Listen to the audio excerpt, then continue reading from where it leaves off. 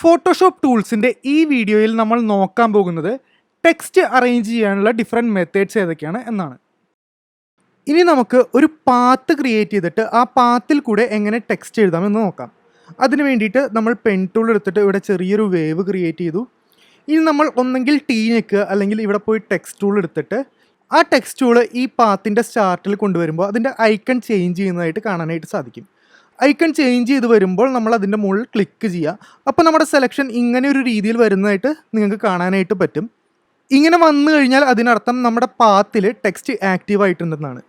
പക്ഷേ text active ആയിട്ടുണ്ടെങ്കിൽ എന്തുകൊണ്ട് നമുക്കിവിടെ ടെക്സ്റ്റ് കാണാൻ പറ്റുന്നില്ല അല്ലെങ്കിൽ ടൈപ്പ് ചെയ്യാൻ പറ്റുന്നില്ല? അതിന് കാരണമുണ്ട്. കാരണം എന്താണെന്ന് വെച്ച് കഴിഞ്ഞാൽ ഇവിടെ നിങ്ങൾ ഈ ഒരു ചെറിയൊരു റൗണ്ട് കാണുന്നത് കണ്ടോ? അതാണ് ശരിക്കും ഈ ഒരു ടെക്സ്റ്റിൻ്റെ എൻഡ് പോയിന്റ് വരുന്നത്.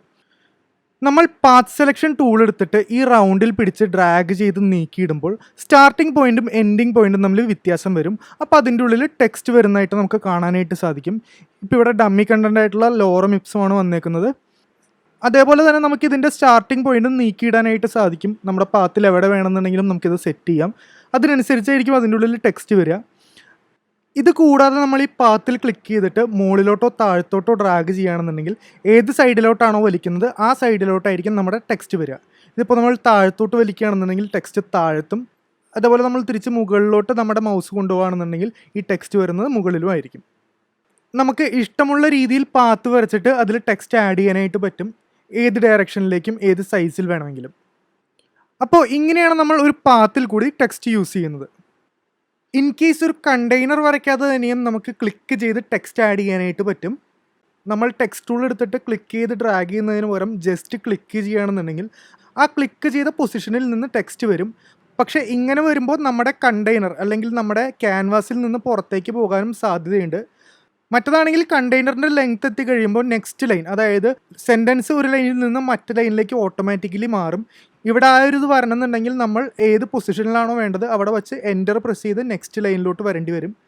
മാത്രമല്ല ഏത് പോയിന്റിൽ ക്ലിക്ക് ചെയ്യുന്നോ അവിടെ നിന്നാണ് ലെഫ്റ്റ്, റൈറ്റ് അല്ലെങ്കിൽ സെൻട്രൽ ലൈനും വരുന്നത്. ഇങ്ങനെ ജസ്റ്റ് ക്ലിക്ക് ചെയ്യുന്നതിന് പകരം ക്ലിക്ക് ചെയ്ത് നമ്മൾ ഡ്രാഗ് ചെയ്യുകയാണെന്നുണ്ടെങ്കിൽ കറക്റ്റായിട്ട് അതിൻ്റെ ടോപ്പും ബോട്ടവും ലെഫ്റ്റും റൈറ്റും ഒക്കെ നമുക്ക് ഡിഫൈൻ ചെയ്ത് കൊടുക്കാനായിട്ട് പറ്റും. അപ്പം നമ്മൾ ഉദ്ദേശിക്കുന്ന ഡിസൈനിൻ്റെ ഉള്ളിൽ തന്നെ ഈ ഒരു കണ്ടൻറ്റ് നിന്നോളും. കൺട്രോൾ എൻ്റർ അല്ലെങ്കിൽ മാക്കിൽ കമാൻഡ് എൻ്റർ അടിക്കുമ്പോൾ ആ ടെക്സ്റ്റ് ബോക്സിൻ്റെ ഔട്ട്ലൈൻ അവിടെ നിന്ന് പൊക്കോളും. അപ്പോൾ നമ്മൾ ടെക്സ്റ്റ് ടൂൾ ഉപയോഗിക്കാൻ നേരത്ത് ഇതേപോലെ ഒരു ബോക്സ് വരച്ചിട്ട് അതിൻ്റെ ഉള്ളിൽ കണ്ടൻറ്റ് ആഡ് ചെയ്യാനായിട്ട് ശ്രമിക്കുക. അങ്ങനെ വരുമ്പോൾ നമുക്ക് കണ്ടൻറ്റ് ഇടാൻ നേരത്തും അത് അലൈൻ ചെയ്യാൻ നേരത്തും ഒക്കെ കുറച്ചുകൂടെ എളുപ്പമായിരിക്കും.